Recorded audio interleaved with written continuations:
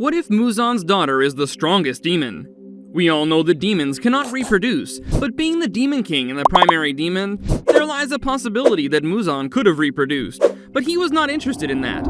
Although Muzan had some relationships in the original storyline, but all of them were rudimentary and served some other purpose. In this video, we will consider the possibility of what if Muzan actually reproduced and had a child. This would change the entire story, right? Actually, you don't have to worry about this, as we've compiled some fascinating theories regarding Muzan's strongest daughter. Make sure to watch till the end, because you don't want to miss out on anything. In Season 1, we witnessed Muzan hanging around with a child and his wife. Most people believe that they were not Muzan's real wife and daughter, since we didn't see them after that. Now, what if they were Muzan's actual wife and that girl was his daughter? Being the supreme demon, Muzan possesses the capability to reproduce with humans. In this timeline, Muzan falls in love with a human and produces a child with her. This child would be half human, half demon, and as we all know, half-bloods are always stronger than the pure ones. Being a half-blood, Muzan's daughter possesses the ability to suppress her sin, so humans and demon slayers cannot find her. She can even walk in the sun, but her blood is not pure enough for Muzan to utilize for his experiments. Muzan has kept them hidden inside his palace, and in the meantime, Muzan continues searching for the blue spider lily, so he can live peacefully alongside his wife and daughter. The storyline continues just like the original timeline, with the demon slayers ambushing Muzan's castle in the end. Witnessing all this chaos, Muzan hides his daughter and wife, forbidding them to come out. His daughter volunteers to battle alongside him, but Muzan stops her. Being her father, Muzan knows that his daughter is stronger than him, but he still refuses. The battle commences as Tanjiro and the remaining Hashiras battle him. Muzan has the upper hand in the beginning, but as the battle prolongs and he eventually converts Tanjiro into a demon, the outcome of the battle shifts toward the demon slayers.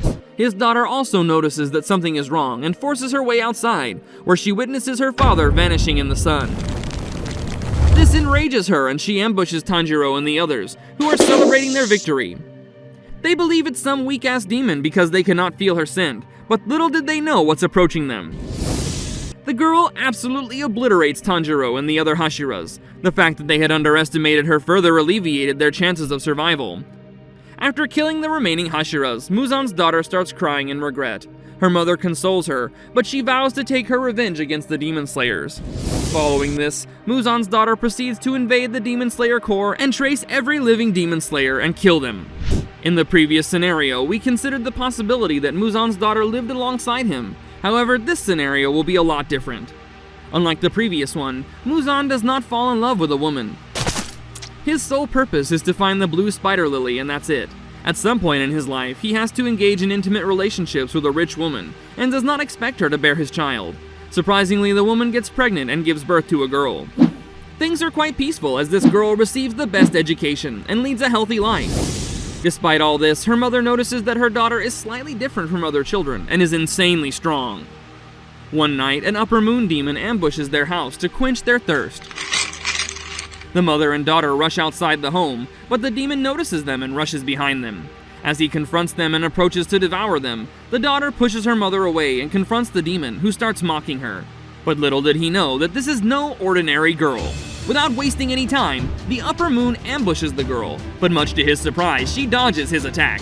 He considers this a fluke and attacks her again, but all his attacks are useless. He has no choice but to run away and report this to Muzan, who gets curious and decides to visit this human himself.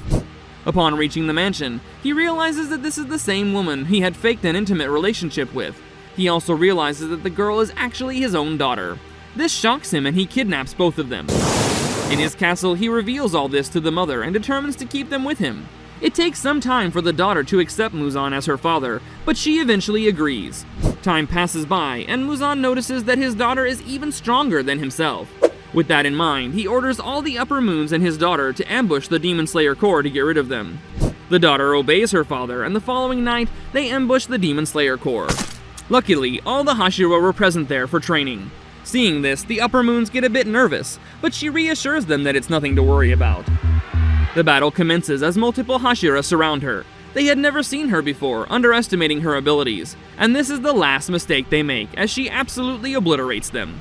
Being even stronger than Muzan, the Hashira stand no chance against her. With this, Muzan's daughter has managed to get rid of these troublesome Hashiras and the Demon Slayer core. Now, this is the last scenario. In the previous one, we considered the possibility that Muzan's daughter eventually gets reunited with him. But what if she doesn't? Soon after her mother gives birth to Muzan's daughter, her family banishes her, and she's forced to live in the slums alongside her daughter. Growing up, Muzan's daughter is insanely strong. She can lift boulders like it's nothing, which shocks everyone living in the slums. A few years passed, and she is now turned 14. One night, some demons ambush their town and utter chaos ensues. The mother takes her daughter alongside her and runs toward the woods. However, one demon notices them and follows. The demon eventually catches up and kills the mother. This awakens something inside the daughter, as she absolutely destroys the demon. Her hatred for demons has skyrocketed. She realizes that she's different from other people, but she doesn't know why. All she cares about is killing demons. Now that she is alone, she ventures to the nearby town where she keeps hunting demons at night. The Demon Slayer Corps send demon slayers, including Tanjiro and his fellows, to investigate this anomaly. When they finally come across the mysterious demon slayer, Tanjiro notices something strange about her.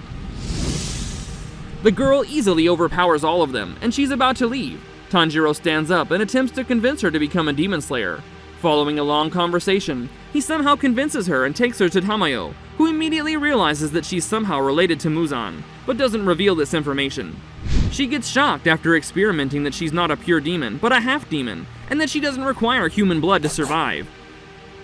Considering her hatred for demons, they enroll her into the Demon Slayer Corps, where she trains to become a demon slayer. The story progresses, and it's finally time to ambush Muzan's castle. At this point, Muzan's own daughter has become a Hashira despite being half-demon. As soon as she enters the castle, Muzan notices her vague scent, but cannot comprehend who this demon slayer is.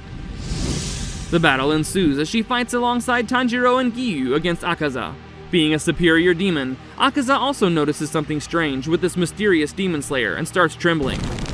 Being a half-blood, Muzan's daughter is even stronger than Muzan himself, and these measly upper moons don't stand a chance against her. Tanjiro and Giyu also know about her insane potential, and order her to go ahead to locate Muzan. She hesitates, but they insist, and she leaves them behind. Even inside the Infinity Castle, she manages to find Muzan rather easily and confronts him. Muzan realizes that the familiar scent he noticed before was from this demon slayer, and gets curious. His daughter, however, is not interested in him at all, and ambushes him. During their battle, Muzan questions her regarding her background, and why she's siding with humans despite being a demon. She refuses to answer the question, but Muzan keeps pestering her. The battle, on the other hand, is getting serious, as Muzan realizes that she's even stronger than he is, and reveals his full strength. He even managed to overpower her, but his daughter still had the upper hand. And she also revealed her full potential. The battle continues to the point where Muzan has no other option but to flee. As he attempts to run away, his daughter halts him and cuts his arms and legs. At that point, she reveals her entire backstory, and the fact that she's a half-demon. Hearing her story, Muzan immediately realizes that she is his daughter, and even attempts to explain this. However, the girl doesn't believe him, stating, "Why would she believe a scum like him?" With this, she decapitates him without any remorse. With this, the demon lord Muzan Kibutsuji is dead, and all other demons have also vanished. The girl is finally relieved that she has managed to get rid of all the demons and avenge her mother. Well, there are infinite possibilities with this.